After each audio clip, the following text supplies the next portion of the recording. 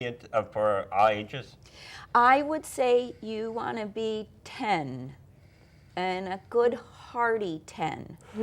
A little younger than 10, I think you might have some nightmares. So I would think 10 to 12 is good for the show. Yeah. Good. Some families, if they want to, they can bring their children, give their children a little field trip in the morning on Friday and bring their kids to see the earlier show where we do safer stories.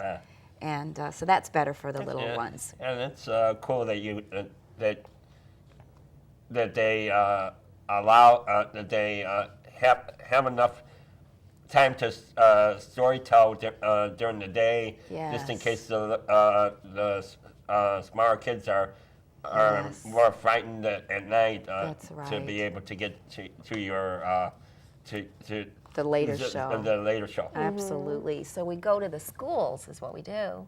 So the schools bus in their students. So this gets to be a field trip to go to the Genesee Theater and hear stories. That's great. Which is really great. Really great for their literacy. When I was reading about the information about this night, I also noticed and saw a creative contest. Can you tell us a little bit about that? Yes. Now that's connected to the library. Every single year there's a creative contest. So you can do a multimedia, you can do a visual project, you can do a written project, and then that gets judged. And it's connected to Ray Bradbury's works. And so that information is on the website as well. Is that focused around the theme as well? Or is it just general? It's in general. Okay. In general. Cool. So this year's contest has closed already, but next year people can participate. Great. Yeah. We've mentioned a lot about the show, but for those that are interested in attending, tell us all about it, where they can find the information. All right. So you'll come to the Waukegan website. So do you have the website written down there? I do, and we'll tell that at the end. All right, good. Just come to the website and you'll look up the Storytelling Festival and have all the information you need. You can get your tickets online very easily, or you can buy them at the box office at the Genesee Theater. They're all on sale now. Great. So 7:30 is the showtime. Okay, and then what was the date again? October 26th. Got it. And the last Friday of October. The last Friday of October 26th. I have to remember because it's 2 days after my birthday. Oh, special. October 26th. Well, talking about special, we're going to take a little break. Megan is going to now tell us a story. So we're going to invite some of our friends up here, take a little break, and get ready for a great story.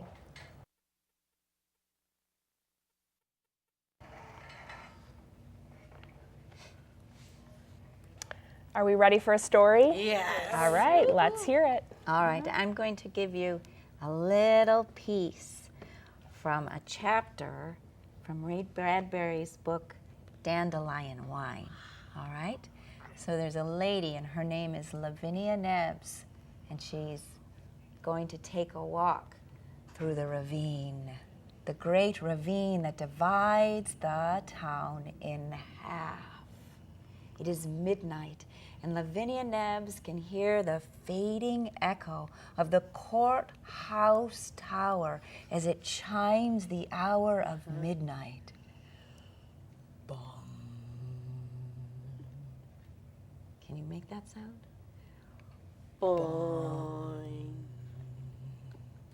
She stood at the edge of the ravine and she looked up at the moon, the full moon. And a song went through her mind. Shine on, harvest moon, up in the sky. She looked down at the 116 dark green steps down into the ravine with no lights to see by.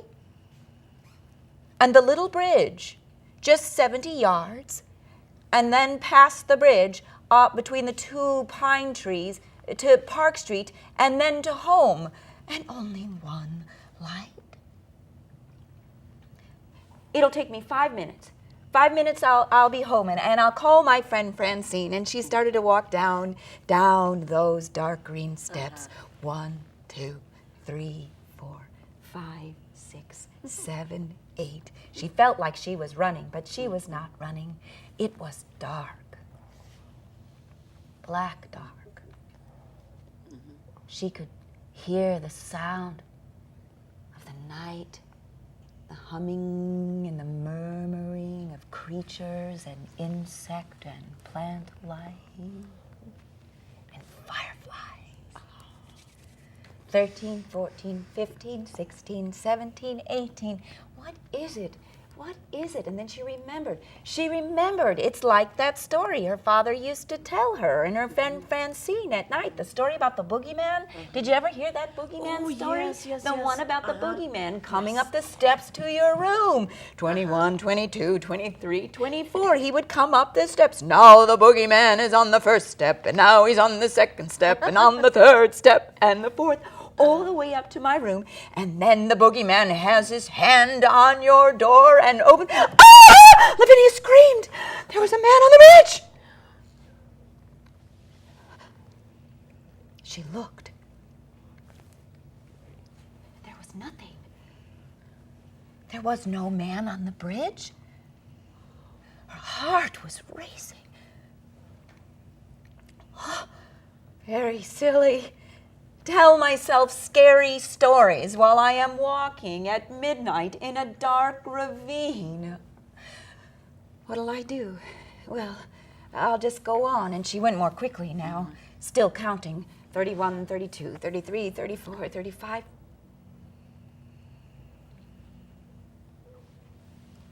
36. She thought she heard an echo. So she took another step. She did. She heard an echo. Each step that she took, yes, she heard the sound of another step right behind her. Someone is following me, Lavinia thought.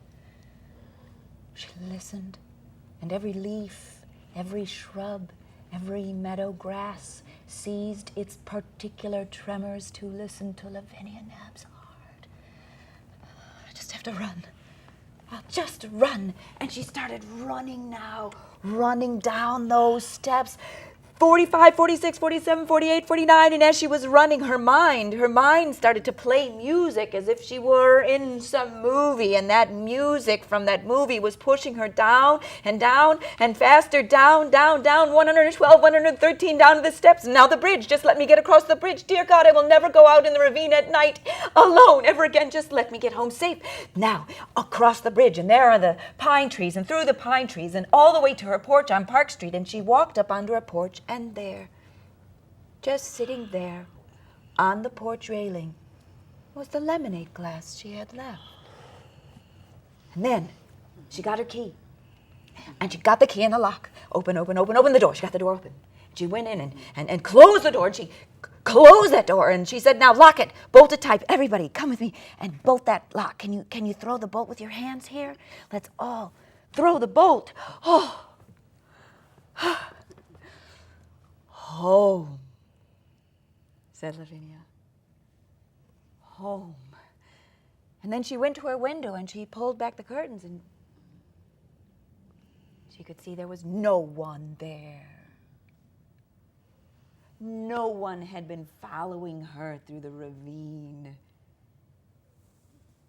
It stands to reason, doesn't it? If someone were chasing me through the ravine, he would have caught me. Because I'm not a very fast runner. But still, she thought, it's a wonderful thing to be whole. And that's a segment from Ray Bradbury's chapter What'd you called guys Lavinia think? Knows. I love it. Yeah. Yay!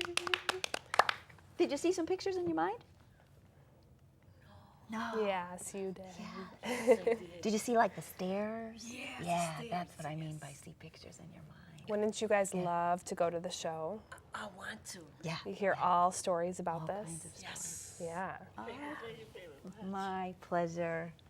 Thank you. Thank you, sweetie. Okay. Well, why don't you guys stay here? I'm going to ask her a couple more questions. Okay, great. So how long is each of your stories that you tell? Well, it all depends. So a storyteller will have a 3-minute story. Okay. Or they'll have a 90-minute story. So you do a little bit of everything. Everything, because you never know what your listener needs. So sometimes you need to do just a little bit, and sometimes you need to do a lot. Right. So. And with you, what audience do you prefer? Do you prefer a big audience or I small don't prefer. audience? You're good. This is magical, just us here, isn't it? You don't need to be at the theater or lights. But then when you're in the theater with all the lights and there's 500 people, it's like electric on your skin. And sometimes you're just at a party and somebody tells you something and you say, oh, that's like a little story, and you know, You just go for it. Wherever people are, wherever people gather together, then you can tell stories. Do you ever make up your own stories? Yeah, I do. Not too much though. I tend to, well, like, I'll tell stories from my life. Like if Okay. someone is talking and then it'll remind me of a memory. Yeah. And then I can shape that into a memory. Cool. And How about working with others? Do you ever yes, go definitely, back and forth? definitely. I just did a tandem witch story with my friend Dorothy yesterday. So that's a lot of fun to do. That's a lot of fun. That's called call and response too. Sometimes we can do in a story and I can say something, then you have to answer it back. Like if I say crick, you guys say crack. Ready? Crick? Crack. Crick. Crack. Crick. Crack. Like that. She's funny, Julie. I know. So when you story tell with other people, do you rehearse, or is it one of those that you just kind of... Storytelling is rehearsing in public because you just practice and then you say, oh, I've got a story, and you practice. And each time you tell, just like you guys all have stories, don't you? Things that have happened to you. Yeah. And you tell it more than once. And you get better. And you get better each time you tell it. And then it becomes your story. Yeah. So that's the same thing with storytellers. So how do you adapt a show for kids? If you have the content, how do you... Well, I think you mostly look in the eyes and you see how far you can go. Okay. You know, so like this particular story can be very, very, very scary, or it can be sort of like the boogeyman through the stairway. And so you just kind of feel with your heart how much people need, how much they can do, Yeah. and adjust it, That's great. you know. That's like a great job. You can It is. adapt I for told you anybody, earlier, I you keep waiting for the can- policeman to come and say, get a real job. That's great. But they don't. Lucky me. Well, that gave us a true taste of really what's going to come on October 26th, correct? Yes, October 26th. Great. Yeah. So we want everyone out there to remember the story, love it, come to the show, see what it's all about, and be a part of it. If you're catching the show and it's after the fact, obviously the last Friday in October is when you can expect this to happen. So mark your calendars now so you can be a part of it. So in closing, I'd like to let people know where they can find out more about the show. Perfect. So purchase your tickets for October Country by visiting the Genesee Theater box office in Waukegan or online over the phone at Ticketmaster. You can learn more about the show by visiting the Waukegan Public Library's website at www.waukeganpl.org or call 847-623-2041. Thank you again for joining us for another segment of Video Ventures. We hope we'll catch you next week, same time, same place. Thank you, Megan, for joining us. My pleasure. Thank you, guys. Look at the 5 years. Thank you. Woo! I love your Look at 5 story. years. Yeah? Oh, this is. Good. I saw the witch one. The witch one. Hey,